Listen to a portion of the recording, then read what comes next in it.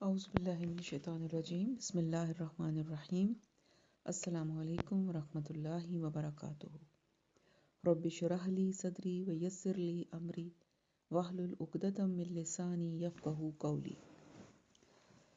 Lesson آج کا ہم شروع کرتے ہیں ایک بہت ہی پیاری حدیث کے ساتھ، نبی صلی اللہ علیہ وسلم کے الفاظ کے ساتھ، اللہم صلی وسلم وبارک علی محمد۔ حدیث سے پہلے آپ کو ایک چھوٹا سا اقتباس سناتی ہوں، عربی سے اس کو اردو میں ٹرانسلیٹ کیا گیا ہے اور اس سے ہی پھر ریلیٹڈ آپ کو حدیث بتاؤں گی۔ تو ایک اقتباس اس طرح سے ہے کہ جب تم قبر کے اندھیروں میں گھبرا رہے ہوگے تو قرآن اپنا روشن چہرہ لے کر تمہیں ملے گا۔ اس وقت وہ تمہیں خوشخبری دے گا کہ یہ قبر تمہارے لیے کشادہ رہنے کی جگہ ہے اور باغ ہے، اور روز قیامت تمہیں لوگ بلند عزت والے مقام پر دیکھیں گے۔ تو اے قرآن کے پڑھنے والے، چپک جاؤ قرآن کے ساتھ، ہر حال میں اس کی عزت اور تکریم کرنے والے بن جاؤ۔ خوشخبری ہے تمہارے والدین کے لیے، اس دن ان کے لیے کپڑے، زیور اور تاج ہوں گے نور کے۔ تمہارا کیا خیال ہے اس بارے میں کہ جس کے والدین کو یہ مل رہا ہے کہ اس کی اپنی جزا کیا ہوگی؟ وہ ہوگی اللہ کے خاندان کا فرد بننا۔ یہ بہت خوبصورت الفاظ تھے، انہی کے ساتھ میں آپ کو ایک نبی صلی اللہ علیہ وسلم کی حدیث بتاتی ہوں۔ حضور صلی اللہ علیہ وسلم نے فرمایا کہ یقیناً کچھ لوگ اللہ کے خاندان کے افراد کی مانند ہوں گے۔ تو صحابہ کرام نے فرمایا کہ وہ کون لوگ ہوں گے یا رسول اللہ؟ اس پر آپ نے فرمایا کہ وہ اہل القرآن ہوں گے اور اس کے خاص چنے ہوئے بندے ہوں گے۔ یہ ابن ماجہ کی میں سے حدیث یہ لی گئی ہے۔ تو اب آپ دیکھیں کہ اہل القرآن سے کیا مراد ہے؟ اہل القرآن سے مراد ہے وہ لوگ جو قرآن پڑھتے ہیں، قرآن پڑھاتے ہیں، اور جن کا اٹھنا بیٹھنا قرآن کے ساتھ ہوتا ہے، زیادہ سے زیادہ وقت قرآن کے ساتھ گزرتا ہے، جو قرآن کو سمجھنا، قرآن پر عمل کرنا اپنی زندگی کا مقصد بنا لیتے ہیں۔ وہ لوگ وہ ہیں کہ جنہیں اللہ تعالیٰ نے اپنے کنبے کے افراد کہا ہے، جن کو اہل القرآن کہا ہے۔ تو یہ حدیث بیان کرنے کا مقصد یہ تھا کہ آپ لوگوں کو بھی تھوڑا سا موٹیویٹ کیا جائے کہ یہ جو ہم قرآن پڑھ رہے ہیں تو ہم بھی کسی نہ کسی جگہ پر یا کسی نہ کسی لیول پر اپنے آپ کو ان خوش نصیب لوگوں میں سمجھیں کہ چلو بہت اونچے درجے کے نہیں تو شروعات میں تو ہیں، اللہ کے ساتھ نسبت تو ہے ہماری کہ ہم اللہ کے کنبے کے افراد میں شامل ہیں، کہ اللہ تعالیٰ نے ہمیں توفیق دی، اس کی توفیق سے ہم قرآن پڑھ رہے ہیں۔ قرآن کے ساتھ آپ دیکھیں کہ آپ کا وقت اس پڑھنے کی وجہ سے زیادہ گزرتا ہے۔ آپ سبق سنتے ہیں، پھر آپ اس کو لکھتے ہیں، پھر آپ اسے یاد کرتے ہیں، پھر سناتے ہیں، اور پھر یقیناً اس پر عمل کی بھی کوشش کرتے ہوں گے۔ تو یہی مطلوب ہے، اللہ تعالیٰ کے کنبے کے افراد بننے کا جو کرائٹیریا ہے وہ یہی ہے۔ اللہ تعالیٰ ہم سب کو اپنے کنبے کے افراد میں شامل کر لے۔ تو یہ ایک بہت ہی خوبصورت بات اور خوبصورت حدیث تھی جو میں نے آپ سے شیئر کی، اور اب ہم اپنا لیسن سٹارٹ کرتے ہیں۔ سب سے پہلے لفظی ترجمہ جو ہم ٹرانسلیشن لکھتے ہیں تو اس کو آپ لکھنا سٹارٹ کریں۔ سورۃ بقرہ ہماری چل رہی ہے، پہلا پارہ ہے، اور آج ہم کریں گے آیت نمبر 55 اور 56، دو آیتیں کریں گے ہم۔ چلیں جی لکھیں۔ اعوذ باللہ من الشیطان الرجیم، بسم اللہ الرحمن الرحیم۔ وا اور، اس جب، و اس اور جب، کل تم، کل کہا، تم نے، کل تم نے کہا، یا موسیٰ، اے موسیٰ علیہ السلام۔ یا وہی حرف ندا ہے جس کا مطلب ہوتا ہے اے موسیٰ علیہ السلام، لن، ہرگز نہیں۔ آپ کو یاد ہوگا کہ میں نے آپ کو بتایا تھا لا کا مطلب ہوتا ہے نہیں، اور جب لن آتا ہے تو اس کا مطلب بھی نہیں ہوتا ہے، لیکن بہت فورسفلی جو نہیں کہا جاتا ہے، اس کے لیے ہم لفظ یوز کرتے ہیں ہرگز، ہرگز نہیں. نؤمنا، ہم ایمان لائیں گے. نون جو ہے اس کا مطلب ہم ہے، یہ مضارع کی علامت ہے. نؤمنا، ہم ایمان لائیں گے. لکا، کا آپ اور لام لیے، آپ کے لیے یا آپ پر.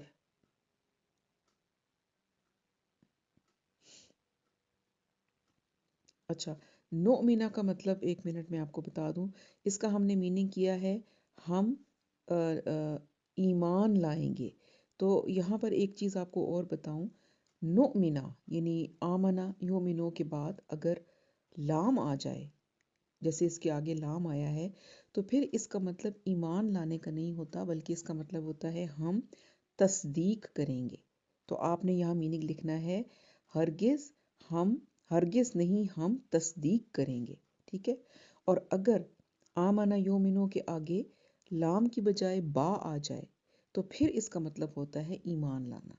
ٹھیک ہے. اب دیکھیں ایک لفظ ہے اور اس کا میننگ صرف آگے کا لفظ دیکھ کر اگر ہم کریں گے تو وہ چینج رہتا ہے. اگر آگے لام آتا ہے تو وہ میننگ ہو جاتا ہے تصدیق کرنا، اور اگر آگے با آ جاتا ہے تو پھر وہ اس کا مطلب ہوتا ہے ایمان لانا.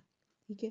اب یہاں پر ہم نے جو ترجمہ لکھنا ہے وہ لکھنا ہے لن، ہرگز نہیں، نؤمنا، ہم تصدیق کریں گے یا مانیں گے یا تصدیق کریں گے، لکا، آپ کو. لام آپ یعنی حضرت موسیٰ کی بات ہو رہی ہے تو آپ لکھیں گے، اور کا لیے یا کو، آپ کو. حتیٰ یہاں تک کہ یا جب تک، نرا، ہم دیکھ لیں. نون پھر مضارع کی علامت ہے جس کا مطلب ہوتا ہے ہم، اور را ہوتا ہے دیکھنا. تو نرا، ہم دیکھ لیں. اللہ، اللہ کو.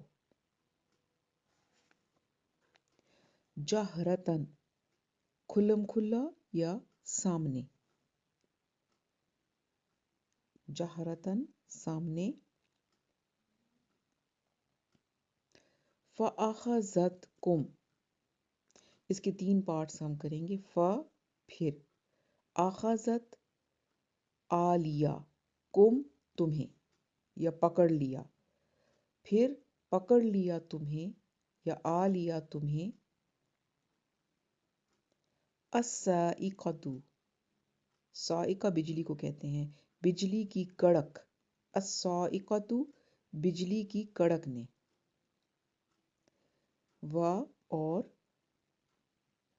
ان تم، ان یہ کہ تم اور یہ کہ تم. تنظرون، پھر یہ مضارع ہے، فعل مضارع ہے، تا سے شروع ہو رہا ہے، تا کا مطلب ہے تم. اور تنظرون، تم دیکھ رہے تھے. بیچ میں دیکھیں نا، تا کو ہٹا دیں اور آخر والے واو نون کو ہٹا دیں جو جمع کی علامت ہے، تو پیچھے کیا بچا؟ نون اور زوئے اور رے. نظر، ویسے ہی اس سے پتہ چل جاتا ہے دیکھنا. تنظرون، تم دیکھ رہے تھے. ٹھیک ہے جی. اس میں آپ کو یہ آئی ہوپ کہ یہ نؤمنا کا سمجھ آ گیا ہوگا. اگر کسی کو سمجھ نہ آئے تو وہ دوبارہ پوچھ سکتا ہے. اچھا، ایک چیز اور آپ کو اس میں بتاؤں. میں نے آپ کو پہلے بتایا تھا کہ جب کسی آیت میں از آ جاتا ہے، وہ از، لاسٹ ٹائم یہ کوسچن بھی آپ کو دیا گیا تھا، تو از کے بعد اگر آیت میں فعل مضارع آتا ہے تو اس کا ترجمہ ہم ماضی میں کر سکتے ہیں. اس کو فوکس کریں. یہ ضروری نہیں ہے کہ اس کے بعد جو بھی فعل مضارع آئے گا اس کا ترجمہ ماضی میں جائے گا، لیکن یہ کہ اس کی وجہ سے وہ جا سکتا ہے. تو اس کے بعد فعل مضارع کا ترجمہ مضارع کی فارم میں بھی ہو سکتا ہے اور وہ ماضی میں بھی جا سکتا ہے. دونوں آپشنز جو ہیں وہ ہو سکتی ہیں. تو لاسٹ ٹائم جو کوسچن آپ سے کیا گیا تھا اس میں اس کے بعد جو فعل مضارع آ رہا تھا اس کا ترجمہ ماضی میں جا رہا تھا. ٹھیک ہے نا. تو اس میں آپ دیکھیں اس کے بعد جو فعل مضارع آئے ہیں ان کا ترجمہ ماضی میں نہیں گیا. تو یہ دونوں آپشنز اس میں ہو سکتی ہیں. اگر تو وہ ماضی میں چلا جائے تو اس کی وجہ از ہے جو پیچھے آتا ہے آیت میں. اور اچھا چلیں، ثم پھر، بعثناکم، بعث اس کو بھی 3 پارٹس کریں، بعث نا اور کم. بعث زندہ کیا، نون کے اوپر جب کھڑی زبر آتی ہے اس کا مطلب بھی ہوتا ہے ہم. ٹھیک ہے، تو نون پہ کھڑی زبر آئی ہے اور یہ ہمیشہ لفظ کے درمیان میں آتا ہے، تو اس کا مطلب ہوگا ہم نے، اور کم تمہیں. تو بعثناکم زندہ کیا ہم نے تمہیں. اب 3 طرح سے نون جو ہے اس کا مطلب ہم ہوتا ہے. اگر تو وہ لفظ کے شروع میں آتا ہے نون تو مضارع کی علامت ہوتی ہے، اس کا مطلب ہوتا ہے ہم. اگر وہ لفظ کے اینڈ پر آتا ہے تو وہ الف کے ساتھ آتا ہے، نون زبر الف نا، اس کا مطلب بھی ہوتا ہے ہم. اور اگر وہ کسی لفظ کے درمیان میں آتا ہے تو اس کے اوپر کھڑی زبر ہوگی تو تب اس کا مطلب بھی ہوگا ہم، کھڑی زبر والی نون کا. بعثناکم زندہ کیا ہم نے تمہیں، من سے، بعدی بعد، موتکم موتی موت، کم تمہاری تمہاری موت، لعلکم لعل تاکہ، کم تم. چلے ایک کوشچن بھی لے لیں. لعل یہاں پر ہم نے اس کا مطلب کیا ہے تاکہ، اس کا ایک اور مطلب بھی ہے، وہ بھی بتائیے، وہ آپ نے مجھے بتانا ہے کہ لعل کا دوسرا مطلب کیا ہے. لعلکم تاکہ تم، تشکرون تم احسان مانو یا تم شکر گزار ہو. یہ شروع کا جو تا ہے تشکرون کا، اس کا مطلب بھی تم ہے اور جو مضارع کی علامت ہے. اب اس کی تھوڑی سی ایکسپلینیشن تاکہ آپ کو آیتوں کی سمجھ آ جائے. مختصر سا میں اس کا کرتی ہوں ایکسپلینیشن تفاسیر کی روشنی میں، اپنے پاس سے نہیں کرتی بلکہ تفاسیر کنسلٹ کر کے، اور اس میں سے آپ کو مختصر سا بتاتی ہوں تاکہ آپ کو سمجھ آ جائے اچھی طریقے سے، بیک گراؤنڈ بھی. جی، وَإِذْ قُلْتُمْ اور جب تم نے کہا، یا موسیٰ اے موسیٰ علیہ السلام، لن نؤمنا ہرگز ہم تصدیق نہیں کریں گے، لکا آپ کی، حتیٰ یہاں تک کہ نر اللہ ہم دیکھ لیں اللہ کو، جہرتاً سامنے. تو اس کا کیا بنے گا بامحاورہ، اور یاد کرو. وَإِذْ کا مطلب تو ہے نا اور جب، یاد کرو جب ہم اس کو بامحاورہ میں لائیں گے تو کچھ الفاظ ہم خود سے ایڈ کر دیتے ہیں. اور یاد کرو جب تم نے کہا تھا اے موسیٰ علیہ السلام، ہم تمہارا ہرگز یقین نہیں کریں گے جب تک کہ ہم اللہ کو سامنے دیکھ نہ لیں.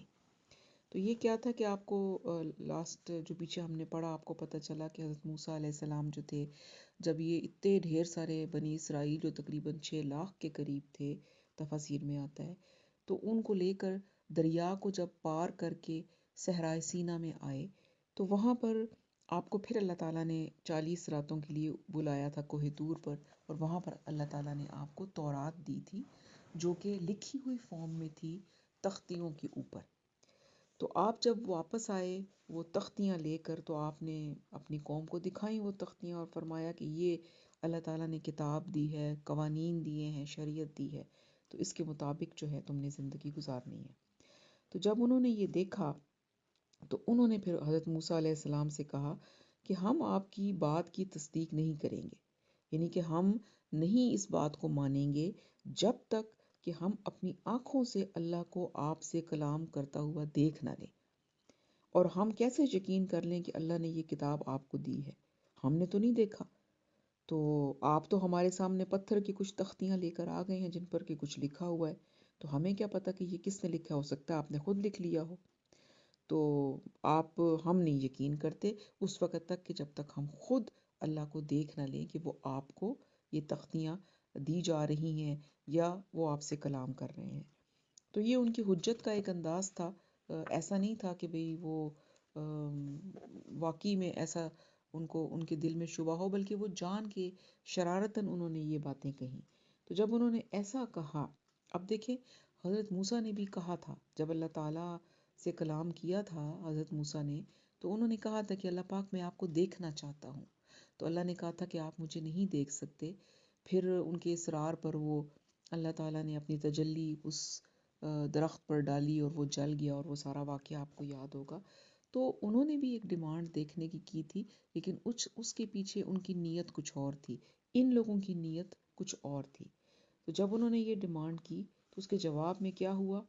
فَأَخَذَتْكُمُ الصَّاعِقَةُ، تو پکڑ لیا ان کو بجلی کی کڑک نے، وَأَنْتُمْ تَنْظُرُونَ، اور تم دیکھ رہے تھے، یعنی تمہارے دیکھتے ہی دیکھتے ایک بہت بڑی بجلی کی کڑک آئی اور اس نے تمہیں آ لیا، اور پھر تم سب کے سب جو تھے اس بجلی کی کڑک کی وجہ سے مر گئے۔ جن لوگوں نے یہ ڈیمانڈ کی تھی ان کے اوپر وہ بجلی کی کڑک آئی اللہ تعالیٰ کے عذاب کی صورت میں، اور وہ سارے کے سارے جو تھے وہ مر گئے۔ ثم بعثناکم، پھر ہم نے تمہیں دوبارہ اٹھایا، زندہ کیا، من بعد موتکم، تمہاری موت کے بعد، یعنی جب ان کو وہ مر گئے تو پھر اللہ تعالیٰ نے ان کو دوبارہ زندگی دی اور ان کو دوبارہ اٹھایا۔ کیوں؟ لعلکم تشکرون، تاکہ تم اس احسان پر ہمارا شکر کرو کہ ہم نے تمہیں دوبارہ زندگی دی۔